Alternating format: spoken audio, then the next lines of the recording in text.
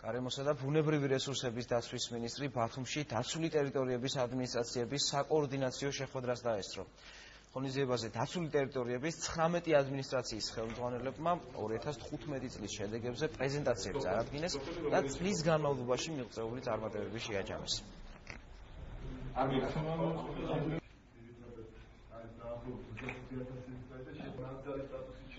სტატისტიკა აჩვენებს, რომ ვიზიტორთა რაოდენობა გაიზარდა. შემცირდა კანონდარღვევების ფაქტები და შემთხვევები. გაიზარდა ზოგადად მოსახლეობის მხრიდან ინტერესი და გაიზარდა შემოსავლები, რადგან დაცული ტერიტორიები ხელს უწყობს მოსახლეობის შემოსავლების გენერირების პროცესს, ახალი სამუშაო ადგილების შექმნის პროცესს, ინფრასტრუქტურის განვითარების პროცესს.